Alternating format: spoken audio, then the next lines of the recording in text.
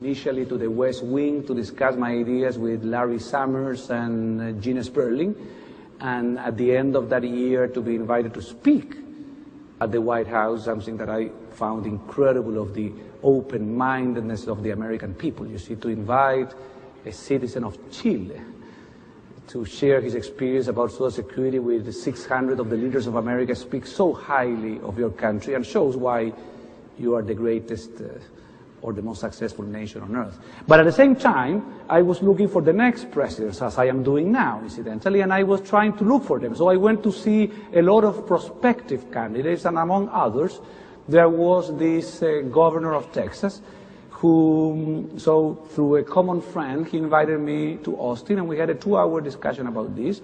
I can tell you that he made very good questions. He understood the concept of ownership. He didn't went into the details of the recognition bond or the transition financing, but he understood the essence. And I still remember that he said, "This is so American, Jose. How could he have done it in Chile before the United States?" And I said, "Mr. Governor, there are historical circumstances, but we can do it in the U.S. if you take this issue." And he promised me that if he were to run for president someday, he said no at that moment, he would take the issue. And I believe he was a man of his words. Whatever you may think of him, Democrat, Republican, he was a man of his words. He ran on that on 2000, and then 9/11, and then last year he introduced the idea in a State of the Union address. And that is extraordinary. For the first time, the creation of a personal retirement account system in the U.S. was in a State of the Union.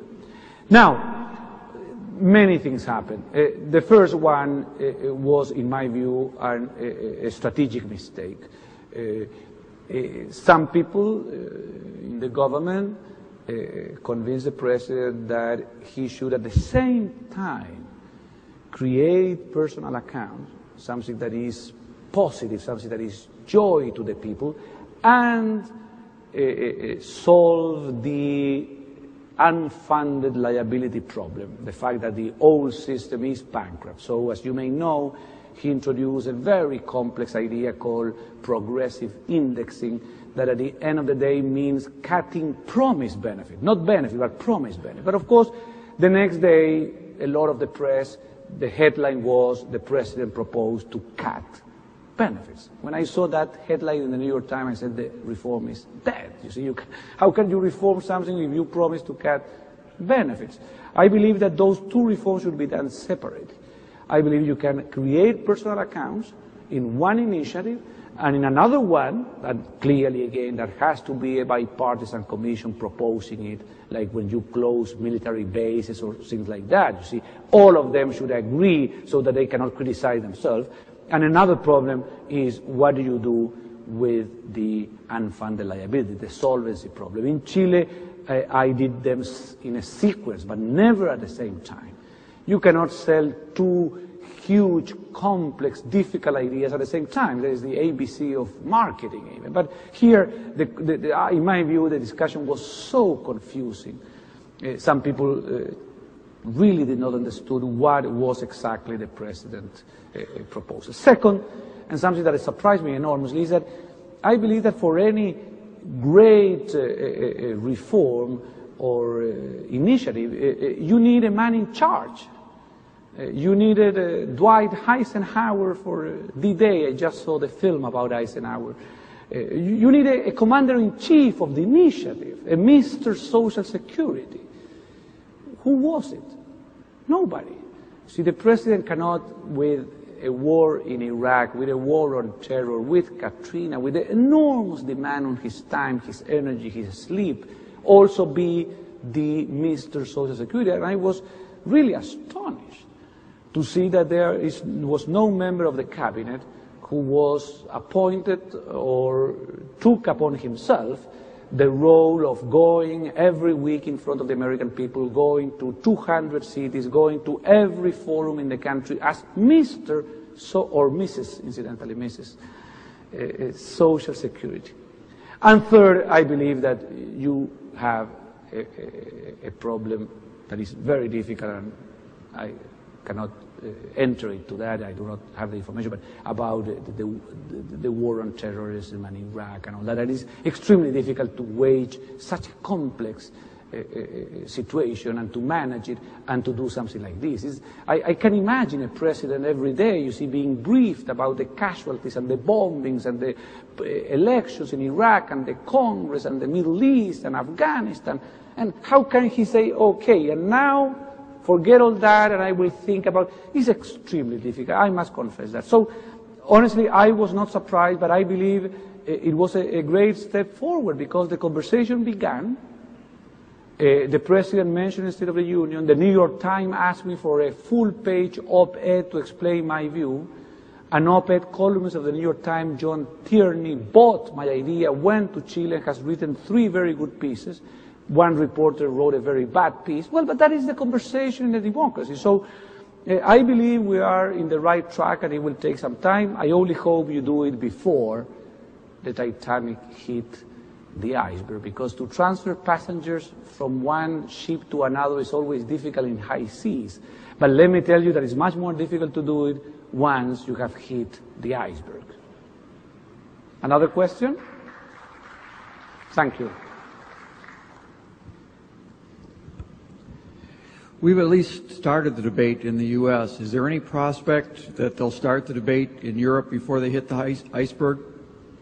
Well, that is a very good question. First of all, we have to divide 2 Europes. But now, I do not use the Rumsfeld line of old and new Europe because I have nothing against old Europe. I love Venice and Paris. So maybe Rumsfeld doesn't like it, but I believe they are very romantic cities. I divide Europe in funded and unfunded Europe.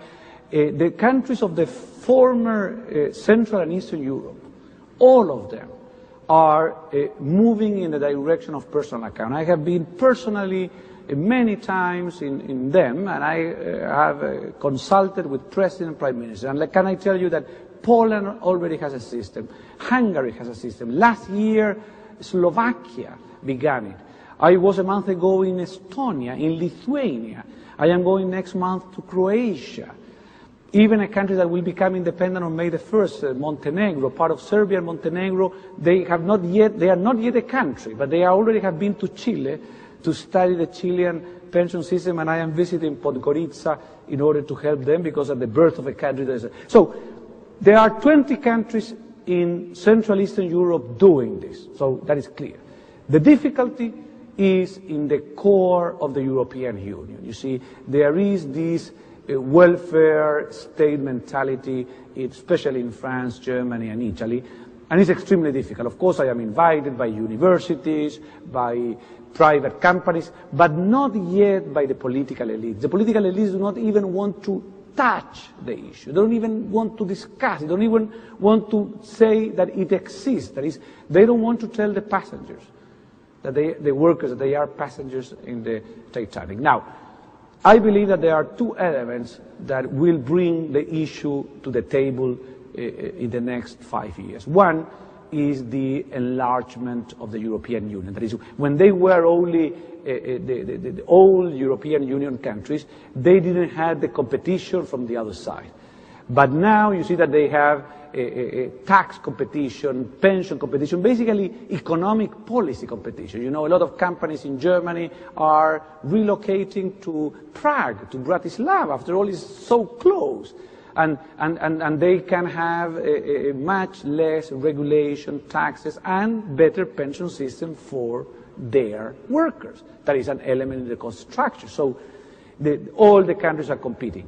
You know the famous story that how the French complained against the Polish plumbers, and they voted no for the EU constitution because the Polish plumbers were going to take their jobs. Well, they are very much afraid, and I believe that that will happen in the next years. What is going on in Central Eastern Europe is fascinating. I go once and again. After all, those people have suffered so much for so long that it's really an enormous satisfaction for me to be able to make a little difference in Zagreb, in Prague, in Budapest, or in Warsaw.